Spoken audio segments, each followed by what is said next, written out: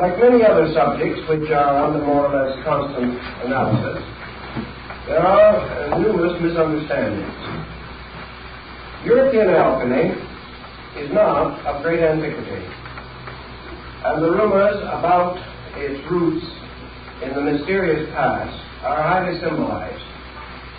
Actually, we have almost nothing on the subject of alchemy in European literature prior to the beginning of the 15th century, A.D.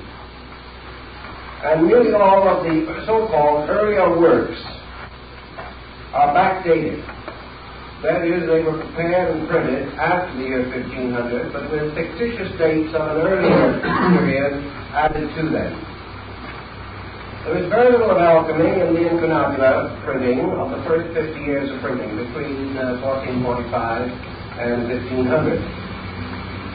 And we have very little evidence that the alchemical writings attributed to ancient authors are genuine. For example, there are books, presumably, alchemical writings of Aristotle, which are certainly comparatively modern fabrications. Also, a number of fictitious characters were invented during the 16th and 17th centuries as having lived at a much earlier date, but these inventions or unreal persons have no historical foundation. Actually, we find the phenomenon of the rise of alchemical symbolism and thought almost paralleling the rise of European astrological speculation and the rising of secret societies and of Rosicrucianism in Europe. Now, alchemy is not limited to European countries, that we know. Remnants of it and references to it are to be found in the writings of many ancient Asiatic peoples. But the rise of alchemy in China, like that in Europe, is comparatively late when compared to the fabulous and legendary accounts thereof. So we must recognize we're in the presence of a rather mysterious situation, namely that a art or cult arose in Europe which was given an antiquity by means of a certain exaggeration on the part of those working with it. And actually, alchemy, as we are going to consider it, developed within the period between about the year 1500 and the year 1700. During these 2 centuries, this symbolism developed and elaborated itself almost beyond human imagination. Most of the symbols employed by the alchemists were derived from earlier sources, but there was also a wonderful mixture of creative ingenuity evident in the designs and figures. Some are obviously derived from mythology, some from natural history as it was understood or misunderstood by the writers of that period. Certain parts of it belong to the symbolisms of ancient religious cults. A part was taken from the older symbolism of astrology. Still other elements are almost unique to alchemy and do not occur elsewhere. Thus, historically speaking, we are dealing with a body of lore that rose to prominence, flourished for 2 centuries, and then gradually declined with the rise of chemistry as we know it today. I think we should bear in mind that there was an alchemy in antiquity, very roughly and inadequately drawn, but that actually, while we say that alchemy is the mother of chemistry, we might be wiser to realize that there was also a chemistry prior to alchemy, and that alchemy did not simply give rise to chemistry. Chemistry of an earlier date gave rise to alchemy, and this in turn declined again, and chemistry once more emerged as the principal carrier of tradition in this field of learning. Now, in consideration of these elements and factors, we are not in the presence merely of a great traditional account handed down for thousands of years, but of a cleverly devised program, integrated and perfected within a comparatively short period of time. This integration has a definite bearing upon the perpetuation of certain schools of philosophy and mysticism that originated in antiquity and also passed through various vicissitudes in the rise of European culture. Let us try to draw a picture of Europe at the time of the emergence of alchemy. Europe itself was coming out of the Dark Ages. It had just passed through the Renaissance and the Reformation. The human mind was beginning to break the tremendous bonds that bound medieval man to a reactionary traditionalism. The human mind was also rebelling against the dogmatic theology which dominated this entire period of European history. For several hundred years, men had been unable to use their minds. In the first place, there was no way of training minds. There were no schools. There were no universities. There was practically no opportunity for the average citizen to become educated. The second problem was that Europe was devastated by natural and man-made catastrophes. The bubonic plague swept Europe, and during the course of about 300 years, its periodic ravages totaled somewhere in the neighborhood of some 50 to 100 million human beings died of this plague. During this same period also, the rise of the Inquisition is to be noted, and the tremendous attack upon heresy, upon liberalism and free thinking of all kinds. Even such schools and universities as did come into existence under the great cloister school system of Charlemagne were limited by a most reactionary and patristic philosophy. Even the physician did not dare to perform autopsy, did not dare to dissect the human body. He was bound completely to the writings of Galen and Avicenna, authorities, traditional authorities, whose writings covered the field from the minor ailments of the human body to the probable causes of volcanic eruptions. These traditional textbooks did not give any opportunity or any individualism to the mind of the person. It was simply schooled according to tradition, schooled within a very narrow boundary of acceptances and rejections. Within the church itself, a number of systems of philosophy had arisen, particularly the philosophy of St. Thomas Aquinas. This man had a magnificent mind, but bound as he was, again, by the limitations of his church and his time, he was unable to break through into the free atmosphere of liberal thinking. Rebels of that period, like Bruno, Savonarola, and even Paracelsus, paid with their lives, or with their worldly goods and honors, for their efforts to break through this traditional path. In this same period, demonism and demonology and necromancy flourished. The mysterious magic attributed to King Solomon was restored. The grimoires came into existence, and men went out to crossroads at night to invoke spirits. It was a time of rather dismal intellectual benightness. Yet this oppression forced upon man was not exactly in order with his growth and evolution. A more ancient man had achieved much more. The Greek and Roman civilization had given to the world a magnificent culture. The philosophical attainments of Egypt and the Near East were spectacular. And these achievements and accomplishments did not simply die. They could not. The human being will not stop thinking and cannot stop thinking because someone tells him he must. Thus, there was beneath the surface of European thought and European life a tremendous surge of intellectualism, a surge which could not break through, but which did begin to emerge as soon as the Protestant Reformation began to lift the boundaries on human thinking. Now, against this pressure from within the individual himself, the pressure of his own inadequacy, there was the force of a limiting condition of environment. Internal pressure, plus this tremendous, adamant boundary fixed upon his thinking and living, resulted in an explosion, resulted in a definite breaking through from the internal psychic life of the human being. Now, we cannot say, I don't agree with some psychologists who affirm that alchemy simply emerged from the individual, that it did remotely and originally do so, and that its forms undoubtedly were influenced by the pressures of the human psyche. We do not deny it. But I cannot accept that it was merely a spontaneous outburst. It was too well organized, too well developed, too carefully thought through.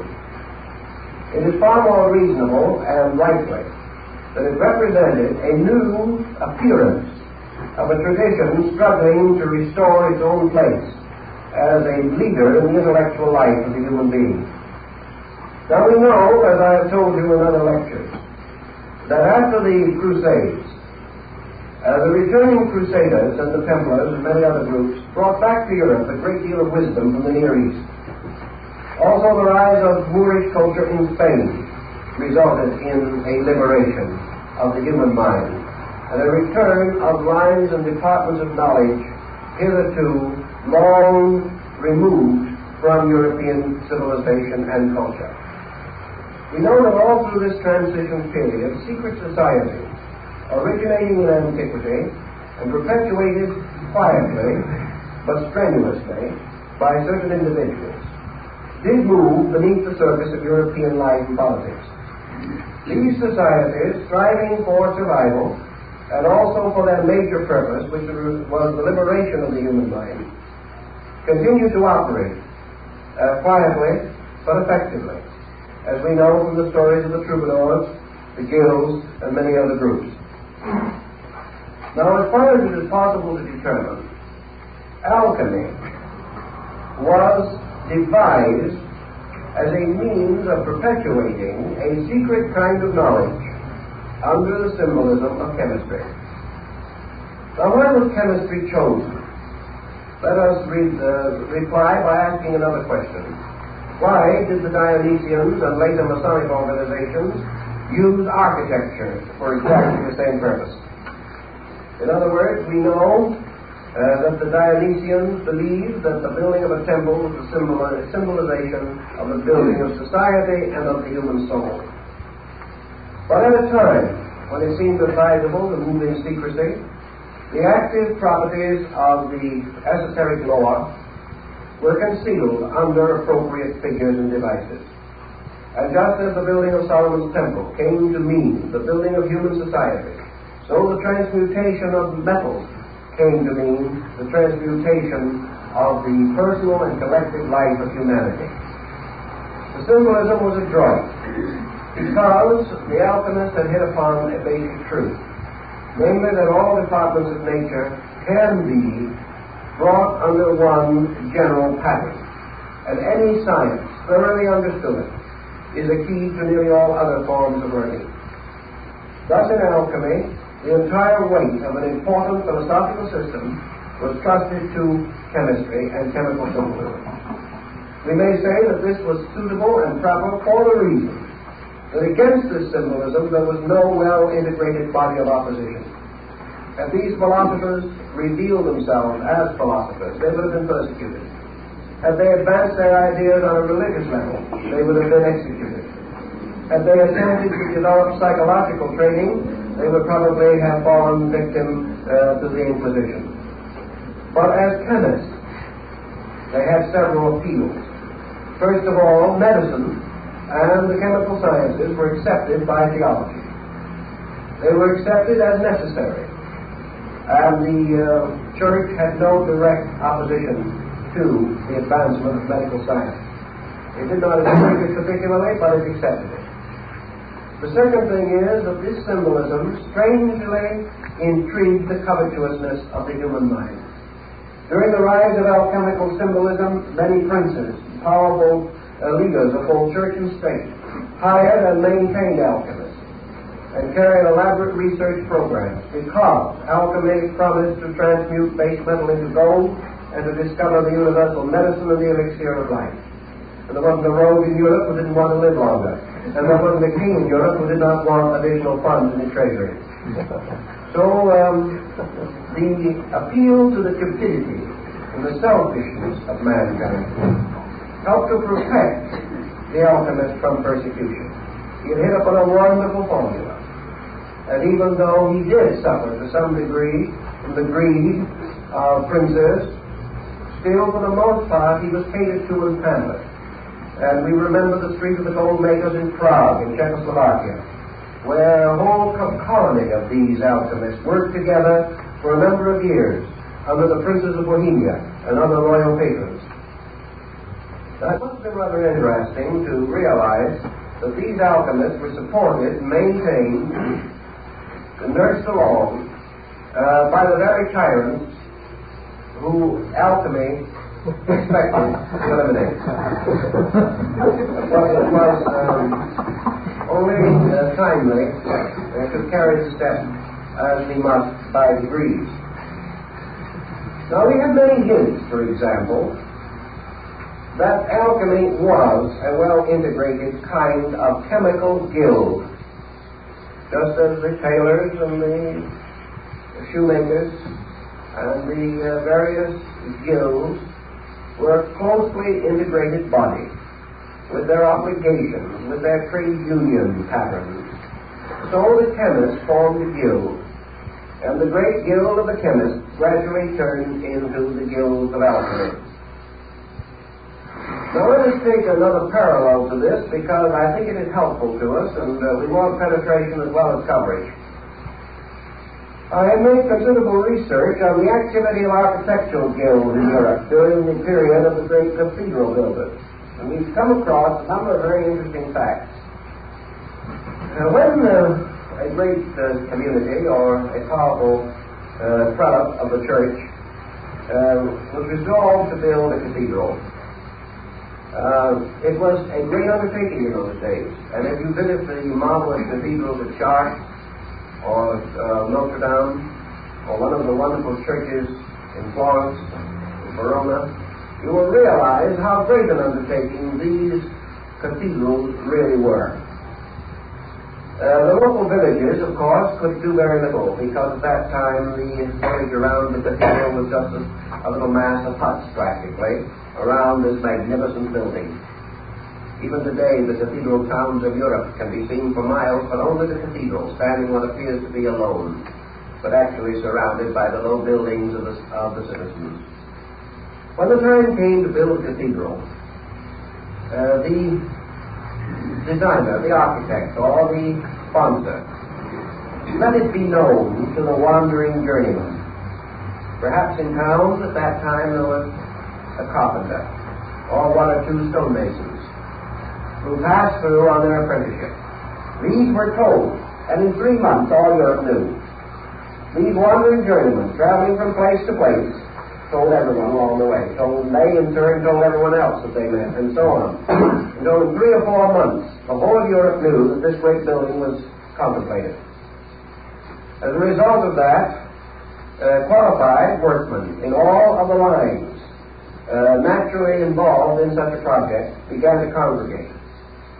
Now today we would say they would come and probably come up with their trailers or something of that nature and build little community or something of that nature, or move into hotels and boarding houses. Such things didn't exist at that time. When these builders came, they brought their families with them, they drove their cattle, they brought all their worldly goods, because they never expected to leave that community alive. In those days, to build a cathedral was a matter of 200 or 300 years. These men and their sons and their sons' sons would work on that building, and would continue until it was finished. Under such conditions, these builders, some coming from countries that did not even speak the language of the land in which they were to work, did not mingle with the citizens, did not move into the community or the town. They built their own city, a comparatively permanent one. And in one of the cathedrals in which I made some research, we learned that a town composed of nearly 15,000 human beings was built in a few weeks on the site of the work. This town simply came into existence. And it was all made up of workmen, craftsmen, who recognized each other by certain secret signs, who had their master's marks, and who were known to be qualified for various work. There were apprentices, and there were craftsmen, and there were masters of the work. As soon as this community came into existence, it built homes for those who were to work there. In the midst of this great community, they built their community houses. And they then sent to the nearby town where the work was to be done and communicated with the architects and the financing committee and demanded their proper share, or their proper token. For it was up to the community where they worked to supply each one of these men with a pair of gloves, a white lambskin apron, and a certain amount of raw hides and skins to cover the roof of his community house. As soon as this had been properly taken care of, this community, created by these workmen, held a session, elected its own officers, created its own mayor, or in this case, master of the work, his assistants, to prepare the work of the day and to lay out the program for all of the other workmen. These men and their community lived completely apart from the rest of the country in which they lived. And as the records of the time show, they did not even follow in the religion of the community.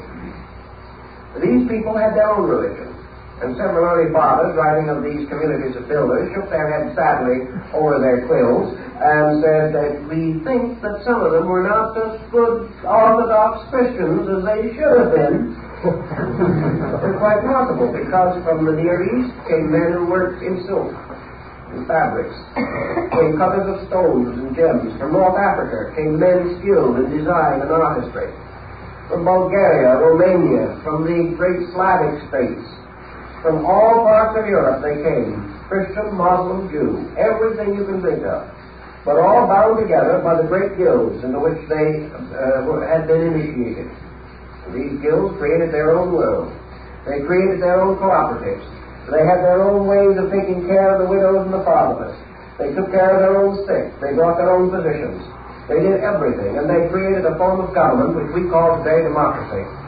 And that democracy began within the structure of the guilds. Now, if you attended a great meeting of the guild masters, you would attend something that was very interesting. You would find these men gathered in the communion house, or in the community center. And here, on certain intervals, prescribed by their laws and their traditions, they broke bread together. And because not one of these was greater than another, they were seated around a circular table. And in the midst of the table was the gill cup. And this gill cup had on the lip, all around the edge of the cup, little hooks. And on each of these hooks was the crest and shield of a guild master. This cup was filled with wine, and each of the masters drank from the cup, performing a ritualistic Eucharist and rededicating their lives to the great service of the architect of the universe. They were worshipping through building. Their laws were their own. Their secrets were inviolate. Their mysteries were perpetuated. And the power of these men can well be imagined when we realize, for example, that a few days after he placed his famous bull on the church door, Martin Luther, who was by instance a guildsman, because he belonged to the guild of the watchmakers. Soon after he had made his public statement against the sale of papal indulgences, Luther was called before his guild. And here in solemn assembly, he was placed under the protection of the guilds and given a medal, which must always wear, and which he should show in time of emergency. And from that time on, although Luther had a hard time, he was under the protection of this body, and was one of the few of the great reformers of the period who survived. The guilds were very powerful. Now here is a guild which we know definitely was dedicated to building buildings, but we also know from the inscriptions which they placed upon the stones, from the mysterious carvings they hid far in recondite places in the masonry, from their wonderful use of emblems and figures, that they were more than just guildsmen. They were the perpetuation of the secret schools of architecture known as the Dionysian artificers in Greece, the Vitruvian Collegia in Rome, and the famous architects called the Commacene builders, who had their refuge in Lake Como. These were all initiate schools from antiquity, concealing the secrets of human regeneration under the story of architecture. Now here's one group of guilds. Now let us pass for a moment to another group. And this is the group of the chemists. The doctors, the chemists, and those who had to do with research in metals, metallurgy, and things of that nature. All who touched fire as a means of working the elements of their craft were bound together. And this mysterious body of chemists, although it did not build cities at the foot of cathedrals and do things of that nature, was an integrated body. And it was also in close relation to the crafts of the builders. After a great deal of research, I was finally able to recover ancient drawings of the original doors of the Cathedral of Notre Dame in Paris. The reason this was important was that the original doors, which were removed at the time of the French Revolution, that these doors, which were cast in bronze, and I suppose to have been the work of the devil, all such interesting things were at that time. On these doors was the complete formula of alchemical transmutation. The doors were a mass of hermetic symbols. Now these doors could not have been placed there by the chemists, unless these chemists had also been in very intimate association with the cathedral builders. It was part of the same type of guild. Another guild that is of very great interest to us is the bookmakers' guild, the printers. And if you study the coffins and trade emblems and symbols of the great presses like Gutenberg and Fuss and Caxton, you will find that each one of these presses had its master's mark, and that these book builders and makers were also bound together in a fraternity, which is the reason why it was possible through the medieval and early modern period for ciphers and secret devices of all kinds to be introduced into books. This could not have taken place had it not been for the guilds, this tremendous body of men who were bound together by a common purpose. And that common purpose was the restoration of the golden age in the world. And when we go directly and strictly into the alchemical symbolism, we come upon a number of intimations. And in order to trace these intimations, we have to go step by step to an inconceivable labyrinth of clues and hints and implications. We know, for example, that the term adept, as we know it in the West, is first applied to the alchemical masters. As the various building crafts elected a grand master, the alchemists elected or appointed or accepted into their bodies certain masters of their arts, whom they called adepts. In alchemy, this term has a very special and definite meaning. It should not be confused with the Eastern or Oriental concept of adept, or even the Rosicrucian or mystical concept. The adept was the master alchemist, or one fully possessed of the mysteries of the art. Now in the builder's craft, you have the masters, the fellow craft, and the apprentices. In the alchemical guild, you have the adept, the illuminate, and the initiate. Those were the 3 degrees. And these represented those who had attained to 1 or 2 or even the 3rd step of knowledge concerning the mysteries of chemistry.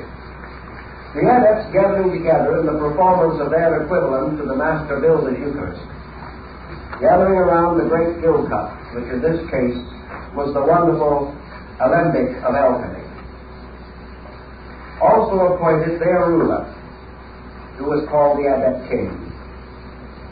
And then one of the very rare tracts, which is almost unobtainable, states that in alchemy there was the King Emperor, the supreme ruler of the entire school, scattered throughout the world. That under him were the princes of the blood, the highest adept masters. Below them were the dukes, the earls, the barons, the knights, and the squires of this hierarchy.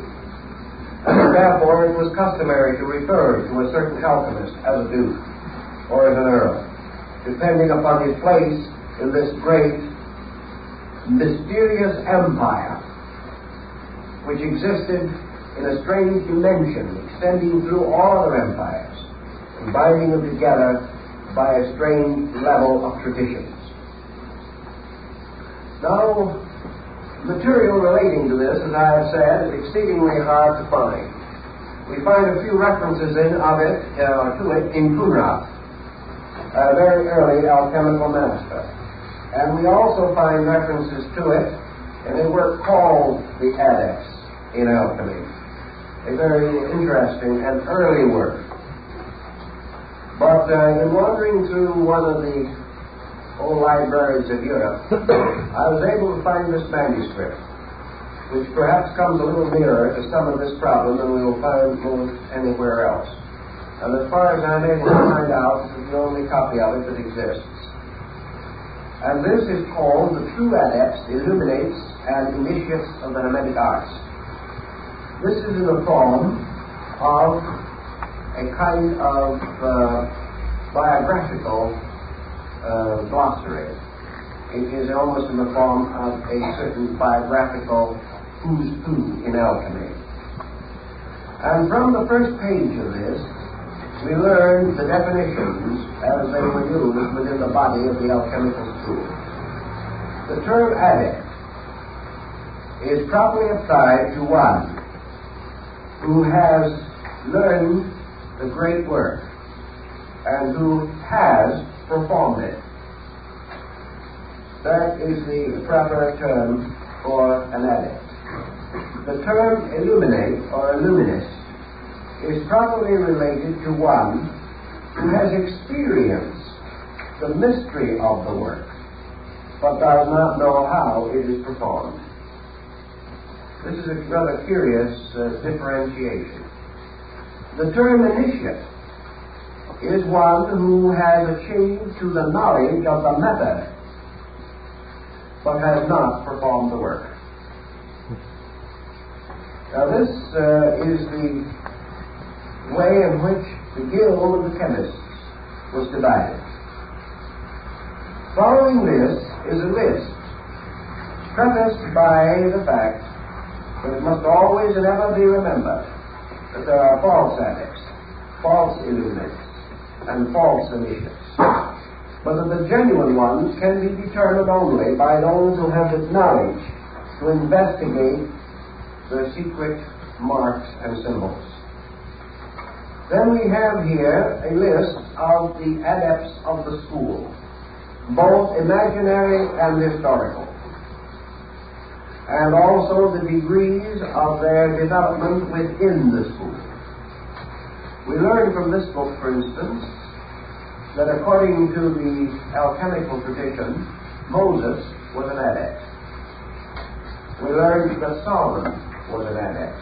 And this brings us very close to the fact that Solomon was also supposed to have been a great architect and a master of those mysteries. Then we learn also, as we go on through these lists, some of the other names involved in this. The Apostle John, a sublime illuminate. Hermes, an adept. Orpheus, an adept. Apollonius of Rhodes, an initiate.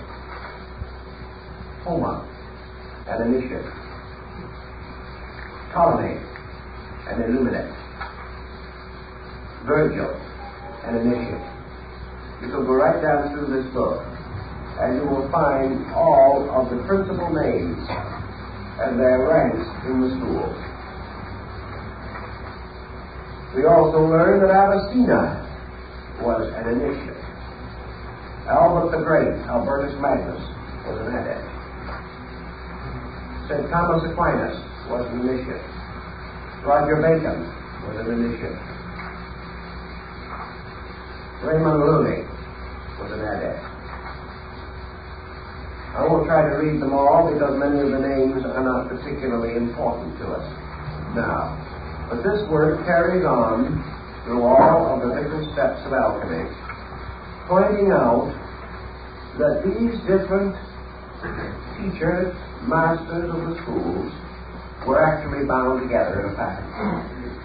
Now when we take an alchemical tradition and we come to the discovery that it includes Orpheus and Homer, we know that we're not dealing with chemistry, because these men were not chemists.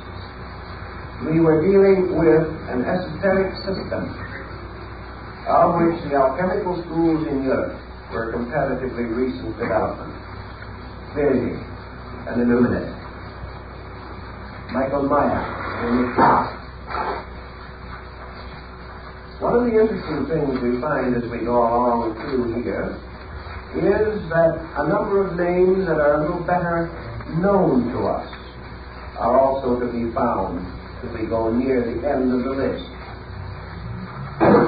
We know, for instance, that this list, strangely enough, ends with a comparatively familiar name, and that is Baron Emanuel Swedenborg and Illuminate. Now, when we study Swedenborg and his association with Saint Germain and Cagliostro, we have reasons to believe that the book is probably correct. But this is, as far as I know, the only who's who of the Hermetic Adepts. The principle behind it is that the entire work was an integration, was a definite system devised for a purpose. And that purpose was concealed under a series of alchemical or magical symbols and devices, the meanings of which we will try to explain at least in part as this series progresses. Now, the next thing that I want to bring up in connection with the alchemical tradition is to try to orient what basically alchemy stood for.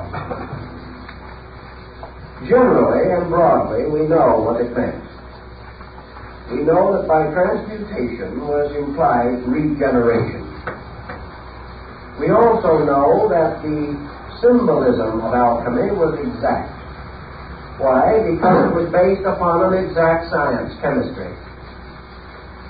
We also realize that as we go into it, that perhaps the nearest parallel that we can find to it in our common experience in the modern world is yoga.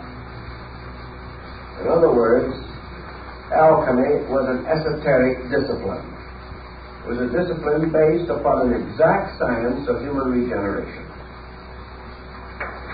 Now, just as in almost all of the exact sciences of antiquity, it is assumed that the keys were lost, and that therefore the mystery of the cult or sect is no longer to be found.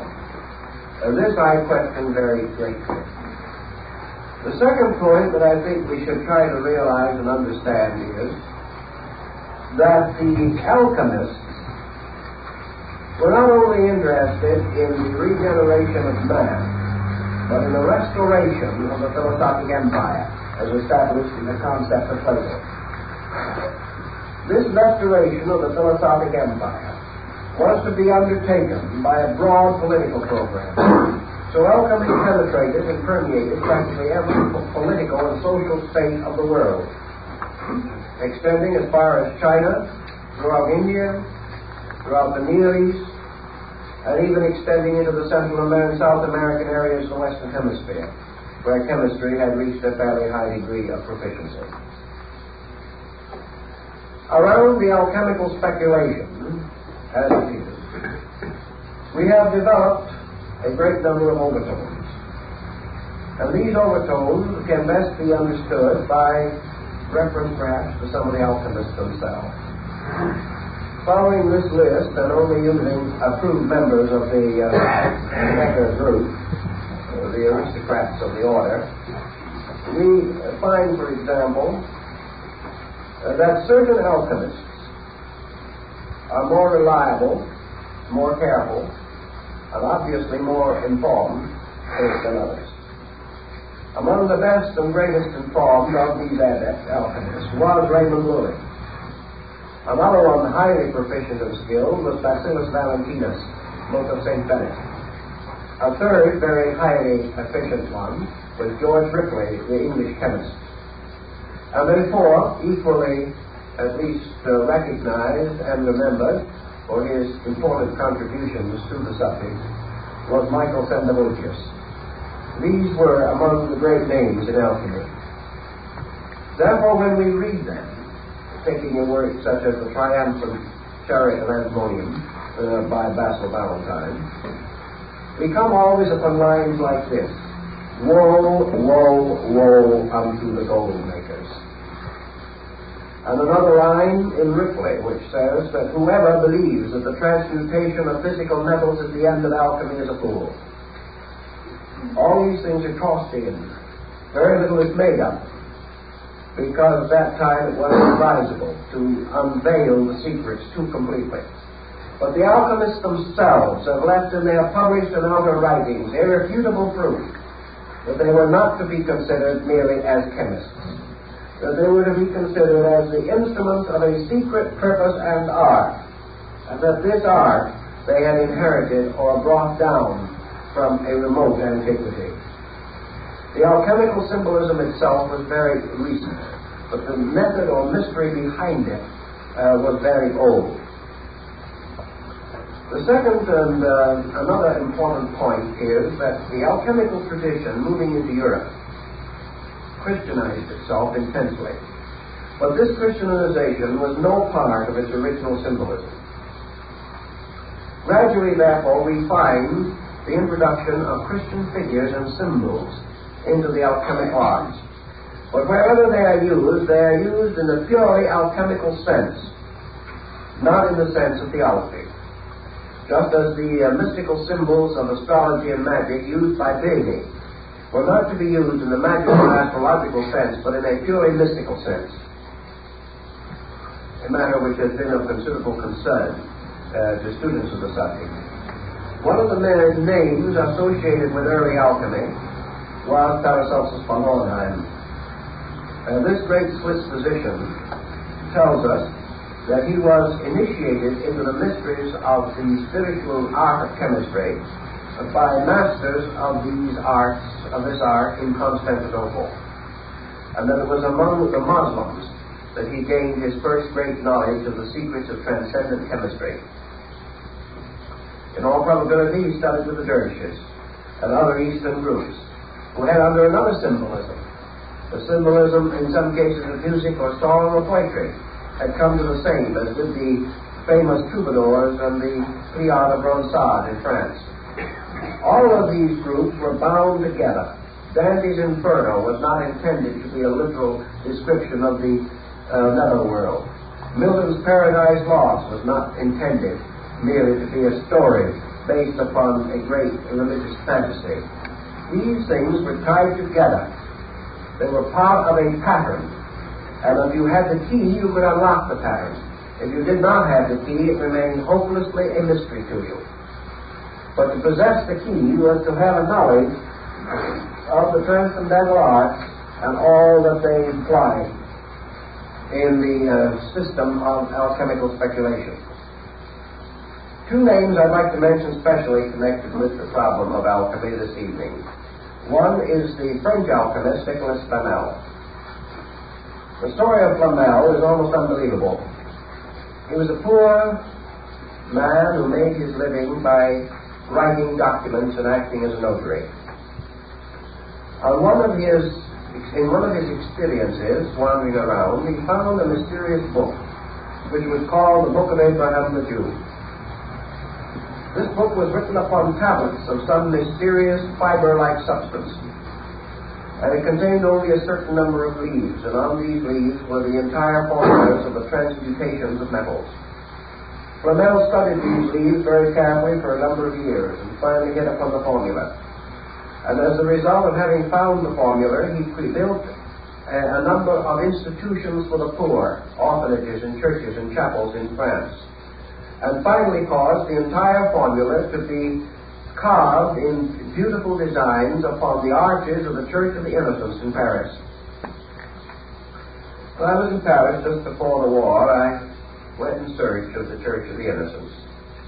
Unfortunately, it has departed from us. And where it once stood is now a small and almost deserted park. I happened to be able to get hold of the gardener, or caretaker, who watched this park, and he told me that every so often that when they were planting and weeding and making the little flower beds to look as best they could, they would dig up bones from the old cemetery of the Church of the Innocents. And then a number of stones and a number of inscribed sections from the church had been taken into the courtyard of the Cluny Museum in Paris, where they stood around in various places. I went over there and looked them over. Some of them still showed sections of the alchemical designs of Nicolas Flamel. This mysterious man was persecuted terrifically. They gave the secret from him, but never divulged it. And is said finally to have gone to Asia. where he lived for a great length of time in company with dervishes and other mystics. He was quite a remarkable person, and a wonderful story about him could easily be written. Another interesting personality in the tradition of alchemy is the mysterious character Elias Adepta, the king of the Adepts. He shows up once in a while, but has the same elusiveness as the mysterious character of the wandering Jew. The Adept king is described in some detail in one or two alchemical works. He is said to have lived forever, to have spoken every language in the world. And it was his peculiar habit to wander about Europe in disguise, always appearing in the costume of the country which he visited, always appearing to conform with its laws and customs, appearing at will and disappearing at will. And the story of Elias Adepta is one of the most fantastic in the entire circle of metaphysical literature. Typical example of the story of Elias Adepta will be found in the writings of men like Sandavocius, an alchemist working in his laboratory, struggling desperately, very devout, very sincere, very noble man. He finally came to the point where he could no longer find any further clues to the mysterious search which he was advancing. He came to the point where there were no longer any answers. He did not know what to do next. He had done everything that he could think of and conceive of, and had studied and worked and labored and prayed and meditated and gone as far as he could. In this emergency, it was not uncommon for a knock to be heard on the front door of his house. A mysterious man would come in. And he would go to the laboratory of the chemist and sit down and talk to him for a few moments, and then tell him what to do. And then, when asked who he was, he would probably smile and say, "Oh, just a wandering chemist who kind of had an idea to give a little advice at this time," and would walk out the door and never be seen or heard of again. Gradually, the records of this mysterious wanderer gained proportions. And for over 200 years, the story of Elias Adepta, wandering about Europe, is to be found in choice archives in this field of research. And in a few cases, he told his name. He was Elias the Adept. He was the mysterious Adept king who was to come and to rule over the world. Then he would vanish again, like the mysterious bodhisattvas of Shambhala, not to be seen or heard of anymore. As these stories build and as the legends accumulate, the parallels between this concept and that of the Oriental mysteries become very obvious. And we know that we were dealing in Europe with an advanced system of speculation and art and science, which normally would not have existed and could not have existed, and which had to conceal itself for its own protection. Out of the alchemical furor of the 15th and 16th century came the Rosicrucian furor of the early 17th century. And let us remember definitely that all opinion and prejudice to the contrary, that there was no evidence of the existence of Rosicrucianism in Europe prior to the year 1610. That the story like that of alchemy has a much older origin, but that this origin is fantasy, is legend, lore, symbolism, all that we will accept. But actually, this society, which combined certain hermetic and alchemical factors with those of other sciences of the time, such as Kabbalism, magic, actually came into existence about 1610. Nearly all of the alchemists then flourishing in Europe became immediately involved in this new heresy, the Brotherhood of the Rosy Cross. It also was strangely short-lived and elusive. There are a number of accounts of Rosicrucian adepts, including one who whistled rats out of houses, but we won't take him too seriously.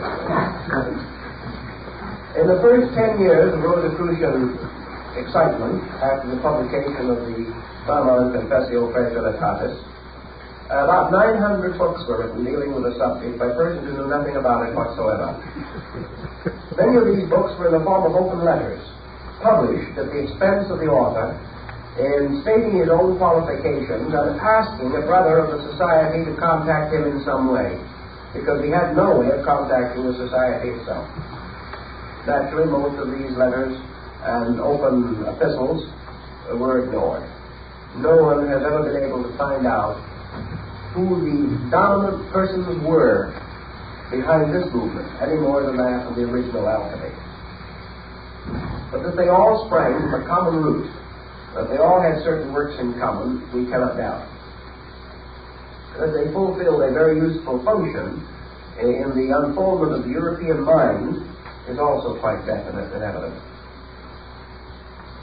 Now, from this general survey, which is naturally exceedingly brief and which only touches a few of the interesting phases of it, I want to try to start a series of rather brief definitions of some of the elements of alchemy as we have to contact them and work with them in the future. First of all, alchemy, as we say, has three steps or degrees of adepts. One being the adept himself, one the illuminate, and one the initiate. It likewise had three great works or achievements with which it was concerned primarily under the title or general collective term, the magnum opus, or the great work. The first and supreme work of the alchemist was the formation or the production by art and genius of the philosopher's stone, the lapis philosophorum. Now, the creation of the philosopher's stone was associated identically with the adept himself. The adept, or the master of the school, and the philosopher's stone parallel. In other words, the adept and the stone had something in common, almost something in identity. The second work of the great school of alchemy was the transmutation of base metals.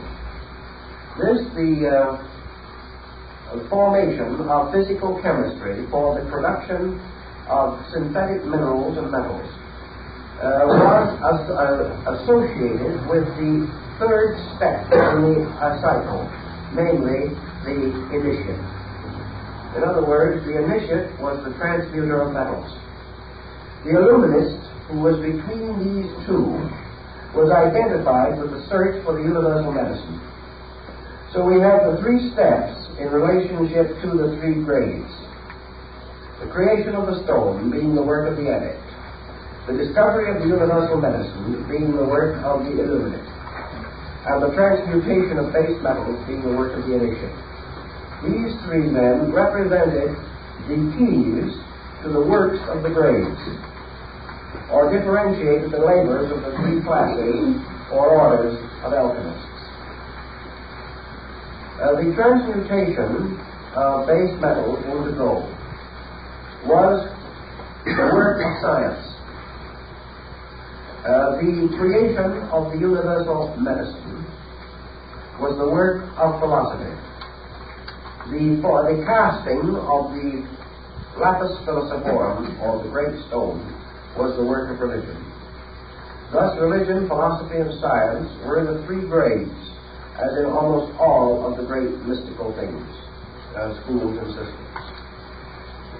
The first grade was, of course, the grade of the spirit, the second, the grade of the soul, and the third, the grade of the body.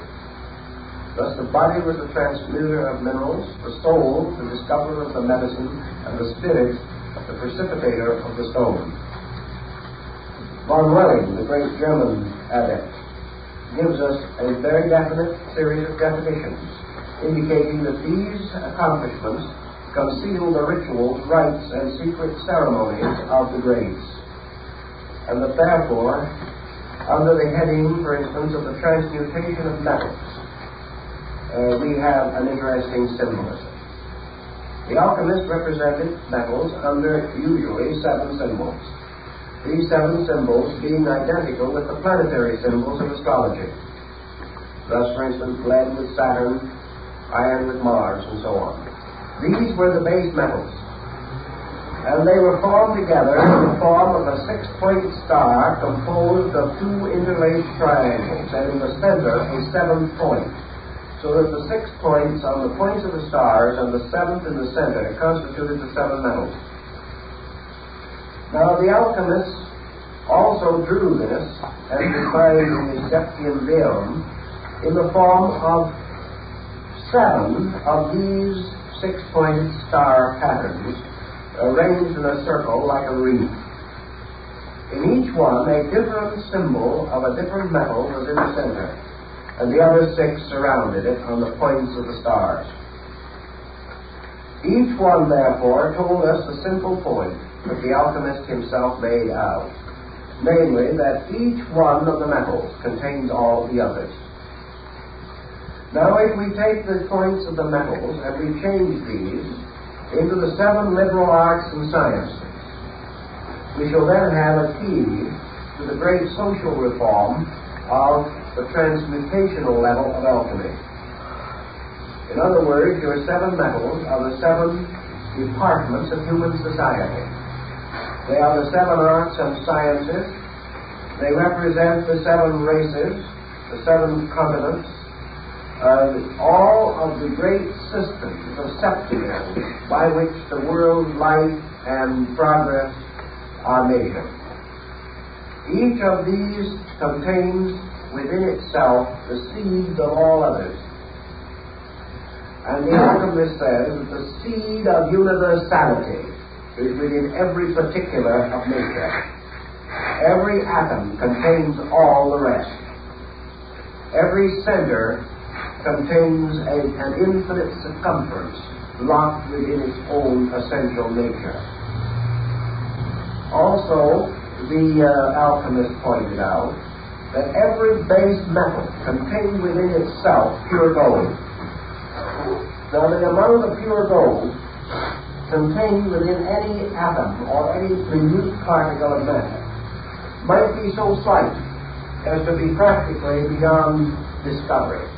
But alchemy said, you do not create gold, you make it grow. The seed of the divine metal is within all base metals, and that the transmutation of a base substance is not actually a change into something that did not previously exist, but the release of that which is forever present in all compounds and in all elements.